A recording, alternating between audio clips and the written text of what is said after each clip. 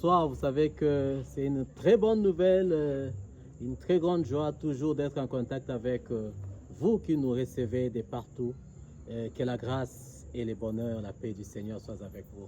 En fait, ce soir, je voulais échanger avec vous sur un sujet très intéressant, sur le petit secret de famille. Le petit secret de famille. Comment arriver à faire face au petit secret de famille? Qu'est-ce que j'attends par petit secret de famille? Très souvent, dans nos différentes familles, il arrive que l'on puisse avoir des informations, mais qui sont top secrets et détenus par une catégorie de gens. Et cependant, ces petits secrets, ces informations détenues par un petit poignet de gens, peuvent être à la base de beaucoup de soucis et peuvent même bloquer certaines personnes dans leur marche, dans leur vie chrétienne. Je m'en vais pour vous donner quelques exemples. Il est arrivé un moment, un jour, que j'ai rencontré une dame. En échangeant avec elle, elle m'a laissé entendre que l'enfant que nous tous nous connaissons ne connaissait pas son vrai père. Et pourtant, cet enfant, tout en grandissant, savait que son père, le papa de la maison, était son vrai père. Mais l'enfant avait déjà 18 ans. Que faire? Et la maman raconte, elle dit, le vrai père n'est même pas celui que les autres pensent, parce que celui que les autres pensaient, c'était le père qui était venu supporter, prendre soin de la maman, de la laite, pendant que la maman était grosse. Donc, la jeune fille, en elle-même, connaissait deux papas. Le papa qu'elle supposait être biologique, et un autre papa qu'elle supposait être papa Mobokoli. Malheureusement, de tous ces deux, aucun n'était son vrai père biologique. Et un troisième devait donc lui être communiqué. C'est celui-là qui est son vrai père. C'est ça le secret de famille. On détient des informations, ces informations sont top secrets, mais en même temps, ces informations sont à la base de la stabilité d'une personne, à la base de la stabilité de toute une destinée.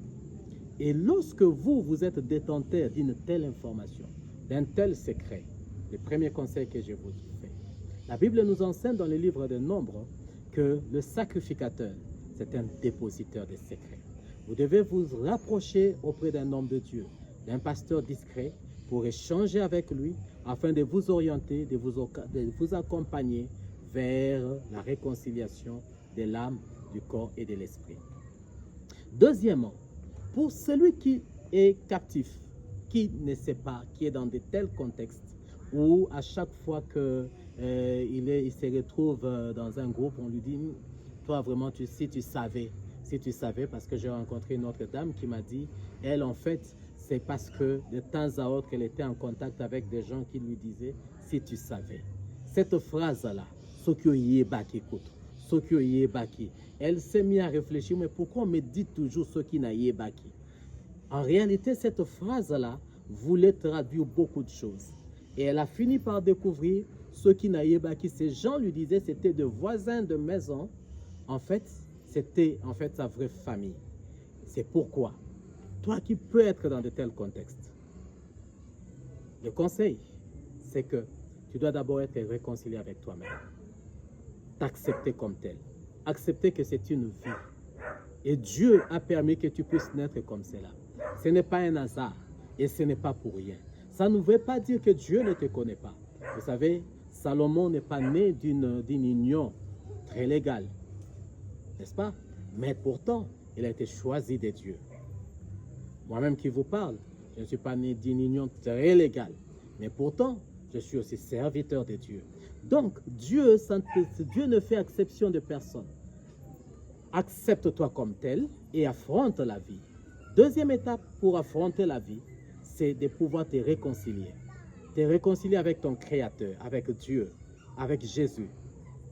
Et par Jésus, quand tu as la révélation de Dieu, tu auras la vraie révélation de toi-même.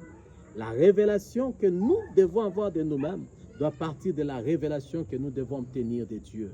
Et ça, c'est pas une vie d'intimité par le Saint-Esprit, parce que l'Esprit sonde tout. Il peut te révéler même des choses pour lesquelles X ou Y n'a pas su t'en informer. Et enfin, je veux clore cet petit échange en disant une chose. Nous ne pouvons pas condamner nos parents. Nous ne devons pas condamner les autres. Parce que je suis né de telles conditions ou je suis venu de telles autres conditions. Parce que nous n'avons pas été là. Nous ne connaissons pas dans quel contexte ils ont vécu. Et peut-être que c'était des contextes très durs. Le condamner aujourd'hui, ce n'est pas être correct. Et même, Dieu nous dit de ne pas juger. Et que c'est à lui la vengeance, c'est à lui la rétribution.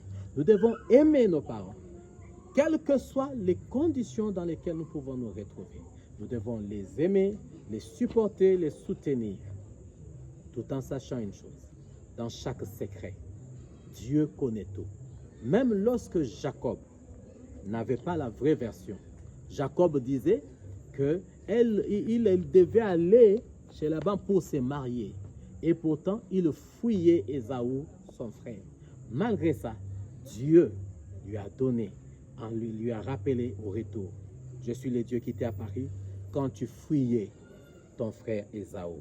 Maintenant que je t'ai ramené en paix, offre à Dieu le sacrifice de louange et d'action de grâce. Que Dieu vous bénisse et que Dieu soit votre aide et votre secret. Au nom de Jésus. Amen.